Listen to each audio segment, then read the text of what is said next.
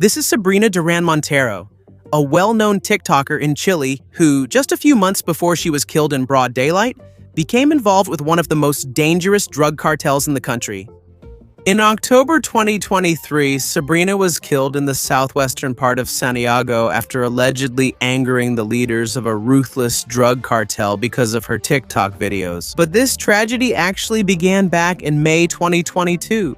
At that time, the investigative police of Chile conducted a large-scale operation that resulted in the arrest of Sabrina and her siblings due to their involvement in an illegal syndicate operating in the city of Padre Hurtado. Aside from being a TikTok personality, Sabrina was also one of the leaders of an organization involved in the sale, distribution, and collection of illegal substances. In the area of La Pintana, their group is at war with another criminal syndicate. Because of the intense conflict between the two groups, the once peaceful community became dangerous. The residents lived in fear because violence could break out at any time in any corner of their town. Because of this, the government of Chile launched a large-scale operation against the criminal groups. More than 100 detectives were deployed to carry out simultaneous raids on various streets, houses, and suspected hideouts. Sabrina during the raid on various streets, houses, and suspected hideouts of those involved in drugs. While Sabrina was trying to escape as she took her first step toward the back of her hiding place, she was immediately caught. While serving, she was charged with cases related to the sale and distribution of illegal substances, but her imprisonment seemed to be the first step toward her own death. During her nearly 3-year sentence, Sabrina became even more popular on TikTok. She gained over 610,000 followers using the account Katrina Guzman, which is believed to be inspired by the surname of the well-known drug lord, El Chapo Guzman. She also used other names like Lina and TikTok Narco Queen, which clearly refer to her life as a drug trafficker. Up to now, many people are still wondering how she managed to keep her TikTok account active, even while she was in jail. But it seems she had her own way of doing this. Not only that, she also tried to escape from jail after breaking the window on the 3rd floor and jumping out.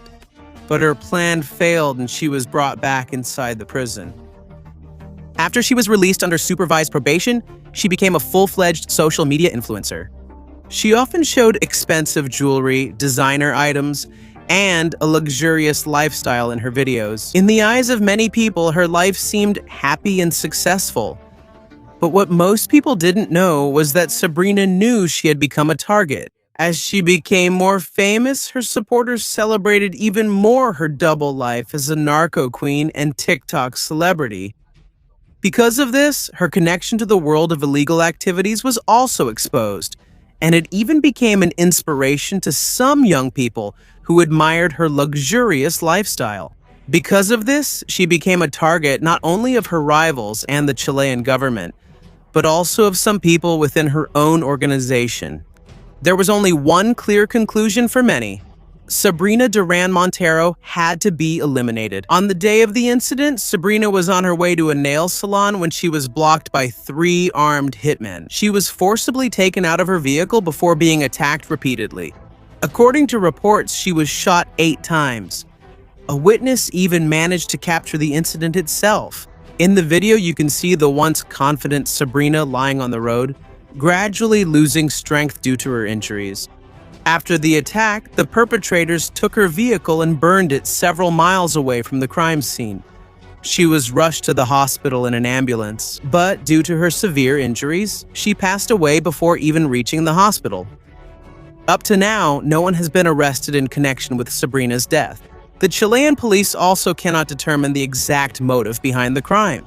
She may just be one of the hundreds of victims of the relentless violence caused by drug cartels and gangs, a reality that is often not fully shown in the media. Moit more. On May 21, 2019, the Indian TikTok star Moit was sitting inside a photocopy shop while scrolling on his smartphone. Moments later, 2 men wearing helmets suddenly entered.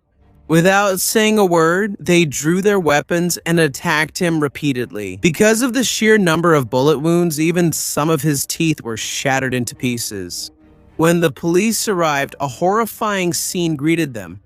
This tragedy was the result of 2 things: his popularity on TikTok, and his connection to one of the most dangerous gangs in India. At 27 years old, Moit worked as a gym instructor in the small town of Najafgarh, Delhi. In addition, he was also a popular TikToker who gained more than 500,000 followers in just 8 months. For most content creators, it's almost impossible to reach that number of followers in such a short time. But for Moit, that was just the beginning of his rise to fame. On April 3, 2019, the court in India temporarily banned the use of TikTok due to the alleged dangers it could pose to young users of the app. A few weeks later, the ban was lifted. However, there are people who believe that the negative influences brought by this Chinese-owned app should come to an end, and they started looking at its most popular influencers. Although Moit is not really considered a controversial personality, he has a huge influence on young Indians. He is known as a brave bad boy with a good heart, and that's also the personality he shows in real life. He strives to make each video better than the last. More emotion, more entertainment, and more reasons to watch him. In one of his videos, he got out of his car and gave his expensive shoes to a homeless man after the man's slippers broke. In his other content, he sings, dances, cracks jokes, and shows off his impressive physique, which is the result of intense exercise. He consistently maintains the quality of his videos, which is why thousands of people regularly watch him. Because of his popularity, he is often recognized on the streets. Wherever he goes in Najafgarh or Dwarka, there are people asking for selfies. Many young women and men also want to be part of his videos. But everything changed when he got involved in a dangerous conflict. Moit helped a friend invest about 3 million rupees in a property sold by a well-known real estate broker named Mongo. On the outside, he was just a businessman with many legitimate businesses. But behind this, he was actually a well-known crime boss with many enemies. One of his biggest enemies was a drug lord named Dalal. Because of their intense feud, Dalal ordered the killing of Mongo to finally bring down his empire. But what he didn't know was that Mongo was not the real leader of the organization. There was someone even higher than him, a man named Pawani. After Mongo was killed, Pawani took over all his businesses, including the legal properties. One of those properties was the one that Moit and his friend used to rent. When it was time to pay, Moit failed to provide the 30 lakh rupees they had agreed upon. Pawani demanded payment from him firmly, but he refused to pay. According to Moit, he only owed money to Mongo, not to Pawani. Because of that refusal, Pawani made a deadly decision. He ordered the killing of Moit Moore. One of those who participated in the crime was an underage gang member from Delhi. According to reports, the young man had been pestering Pawani for a long time to accept him into the organization. He wanted to prove that he deserved to be part of the group. As a test of his loyalty, Pawani took him along with another armed member to look for Moit. When they found his location, they mercilessly showered him with more than a dozen bullets. A very gruesome scene was left behind, which was what the police found when they arrived at the place. In the end, the minor suspect was arrested and charged with first-degree murder. Meanwhile, Pawani immediately fled from Delhi, knowing that the authorities would do everything to capture him. Rodolfo Marquez. Rodolfo Marquez, also known as Fofo Marquez, is a controversial social media influencer from Mexico with millions of followers on various platforms.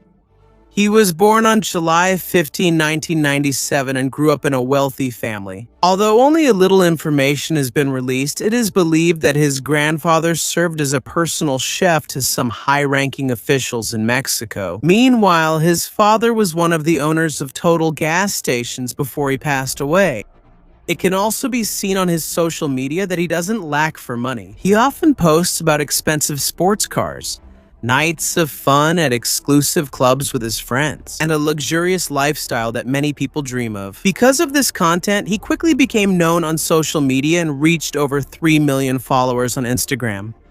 Eventually, he also decided to join TikTok, where he also built a large fan base. But along with his rise to fame came a growing number of critics.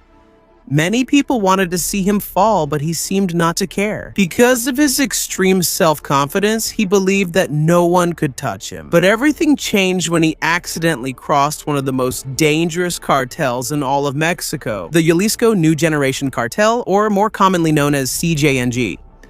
If you're familiar with the cartels in Mexico, you've probably already heard the name. But for those hearing it for the first time, it's important to know just how ruthless this group is. CJNG is one of the most dangerous criminal organizations in the world. They are known for extreme violence and extensive operations in drug trafficking, and the ruthless killing of anyone who stands in the way of their interests. In June 2009, the group left a message after killing 3 men and leaving their bodies inside a truck. The message read, "We are the new group that will fight against kidnapping and extortion. We will fight these crimes in every state to create a cleaner Mexico." At first, the authorities in Mexico thought that this was just a small group that was part of a larger cartel. But it didn't take long for the CJNG to show its true strength, as a warning to their enemies. But they killed 35 members of a rival cartel and dumped their bodies beside a major highway in Mexico. Behind this organization is the notorious leader, Nemesio Oseguera Cervantes, or better known as El Mencho. Because of his cruelty, many call him a demon in human form. He was born on July 17, 1966, to a simple family of farmers with 6 siblings. But as he grew up, he chose to take a different path, a life rooted in illegal activities, violence, and killing. He also went to the United States, where he continued his criminal activities. But eventually, he was deported back to Mexico after he was sentenced for a case related to a gang in Texas. When he returned to Mexico, he joined the Milenio Cartel as an assassin. When the group split up, he joined forces with the Sinaloa Cartel branch led by Ignacio Nacho Coronel. There, he managed the illicit trade operations, the group's finances, and violent activities in several states of Mexico. After a few years, he completely took over a large part of the organization and gave it a new name, the Jalisco New Generation Cartel, or CJNG. Under his leadership, the cartel grew and became one of the most dangerous criminal organizations in the world. They have military-grade weapons, armored vehicles, and equipment that are sometimes mistaken as belonging to the Mexican army itself. In other words, they are not a group that should be taken lightly. So the question is, what did Fofo Marquez do to anger this powerful cartel? Like many TikTok creators, Fofo also made content every day to entertain his followers. But on July 7, 2002, he made a video that caused a huge controversy. He brought 3 luxury cars and deliberately parked them in the middle of the Matute-Remus Bridge in Guadalajara, Mexico. Then, he got out of one of the cars and started filming while the traffic behind him slowly built up. While recording the scene, he proudly said, "We closed the bridge just for us. I want to show what money and power can do." He even boasted that he intentionally blocked the bridge for several minutes, just because he wanted to do it. While the trapped motorists kept honking their horns, he said he even thought about dancing for TikTok in the middle of the bridge, while innocent people couldn't pass. When he uploaded the video, it quickly went viral. Thousands of netizens expressed anger and disappointment at what he did. There was one user on X, formerly Twitter, who even called him a brainless person. Even the mayor of Guadalajara threatened to press charges against him because of what he did. It didn't take long before his TikTok account was permanently banned. TikTok immediately removed that video within just 48 hours, and Fofo completely lost access to his account. Since he could no longer make a statement on TikTok, he used other social media platforms to apologize to the public. He admitted that what he did was wrong and apologized to everyone affected by his irresponsible behavior. The mayor accepted his apology, but there was a condition. He was ordered to perform several hours of community service, including cleaning under the very bridge he blocked just to create content. He had no choice but to follow the order. But while the controversy was slowly dying down, an even bigger problem was waiting for him. That's when the CJNG allegedly got involved.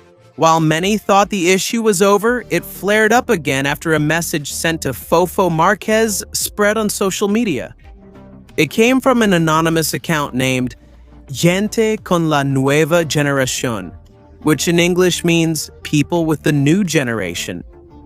The message was written in Spanish, but this was its overall content. To all the citizens of Guadalajara, we are the Jalisco New Generation Cartel. As you know, the influencer Fofo Marquez dared to block the flow of traffic on the Matute-Remus Bridge. We do not tolerate this kind of behavior. We will not let this person get away with it. We control Jalisco and even a large part of Mexico. Don't think you can come to Guadalajara and do whatever you want. If you set foot here again, even your money won't be able to save you from us. It was never proven who really wrote that message. But because of the CJNG's reputation, many believe that this could be a serious warning from people connected to the organization. Within the cartel, many members consider El Mencho as a leader who should be feared and respected. So for them, what Fofo did in a city they consider under their influence is not just a simple violation of the law. It is also a direct affront to the authority of El Mencho.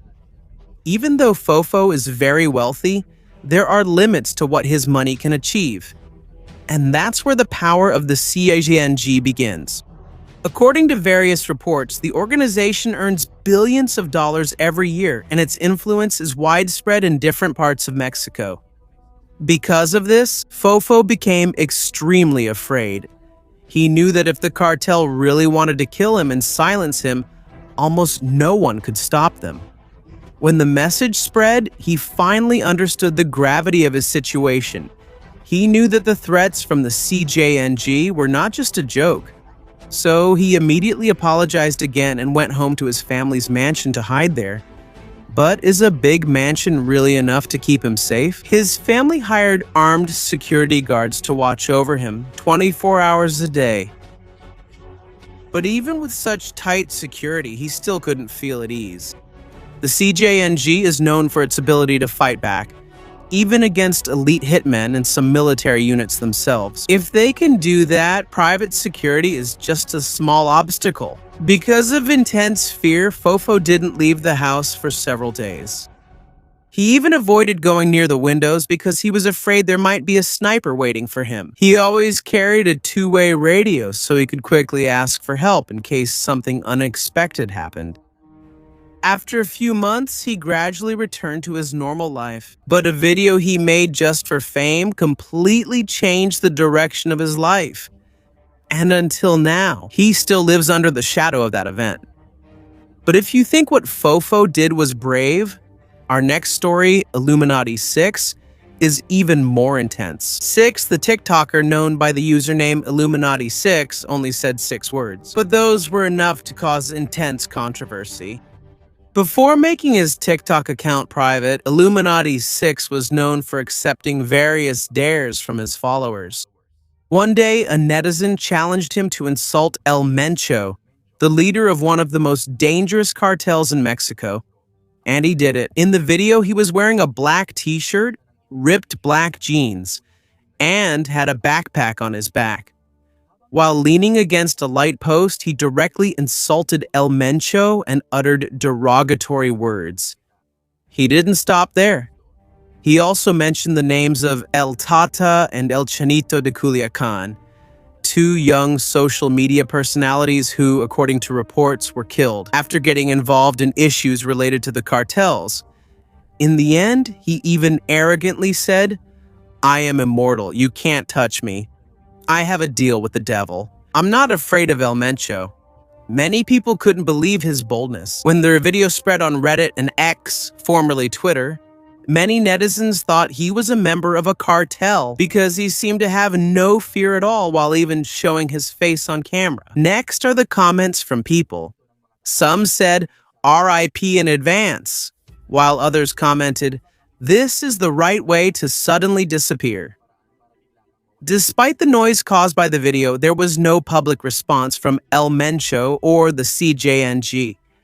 According to some rumors on the internet, the TikToker in question does not live in Mexico.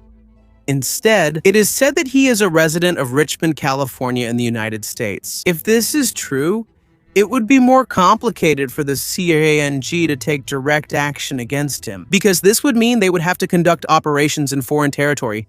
That's why nothing happened immediately. But just a few days later, something unexpected happened.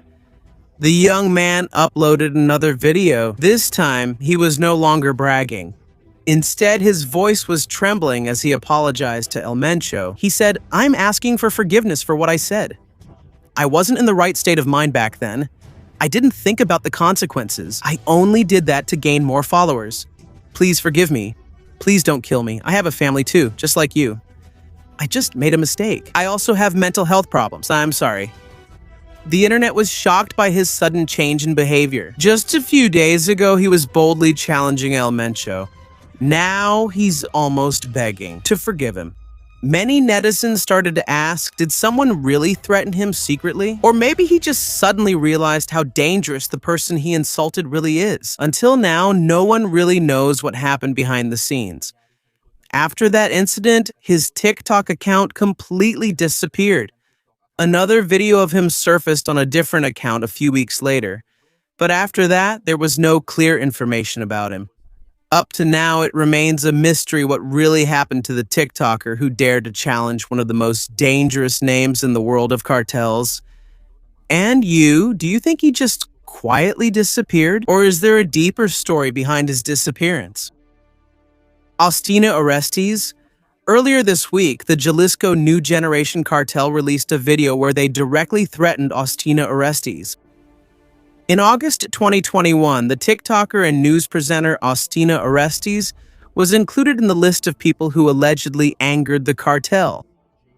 She became a target of the powerful cartel after the group accused her of being biased in her reports and allegedly supporting vigilante groups in Mexico. As a journalist, Austina often reports on issues related to crime and violence in the country. Currently, her TikTok account has been made private. The situation became even more tense when a terrifying video was released by CGNG. In the said video, 6 armed men dressed in black and carrying automatic rifles can be seen standing, while another man is seated in the middle. That man introduced himself as a supposed representative of El Mencho and directly sent his message to Austina Orestes. According to him, "I am not against freedom of the press. I oppose those attacking me." He also said they will seek out Austina for allegedly interfering with the fight for press freedom against me. It is not against freedom. They will identify Austina because of her alleged tarnishing of their organization's name. CGNG. Austina's description of the so-called vigilante groups is said to be wrong. While these groups allegedly present themselves as protectors of the people, it was emphasized By the CGNG that they are also just an organization involved in the illegal trade. According to them, the vigilante groups attack different cartels to make themselves look like heroes in the eyes of the Mexican government. But in reality, they say both sides benefit from the illegal trade. The group also added that the kinds of weapons and ammunition used by the vigilantes are not something ordinary people can easily get. How? For them, only a cartel has the capability to possess such powerful weapons. And because of the viral threats, this has become a topic of discussion throughout Mexico. The government acted quickly. The president of Mexico at that time made a statement and assured the public that no one, including Austina Orestes, should be afraid to speak the truth. According to his statement, it is the government's responsibility to ensure that no Mexican citizen will be afraid or threatened by anyone. The president's spokesperson also released an official statement in which he said that the government will take all necessary steps to protect members of the media who are freely performing their duties. Later, Austina Orestes also spoke, saying that she is now under government protection and is not letting the threats affect her. Since then, she has continued with her life and her work as a journalist. No attacks have been reported. They may have dropped their threats, or they could be waiting for the right moment. No one knows, but one thing is clear. As a journalist, she continued with her life and work for years, while hundreds of journalists have become victims of violence. Up to now, there have been no reports of violence against her from various cartels. That's why for some the fight is difficult for her. She may just rely on government protection from these groups. For now, Austina is speaking out. She continued like some social media personalities who openly clashed with certain people in her life and remained safe. Whether this will continue in the coming years, no one can say. But one lesson is clear in her work. It's possible that she is the only one openly confronting what is being spoken about. It's possible that giving in to fame or content is one of the most common decisions anyone can make.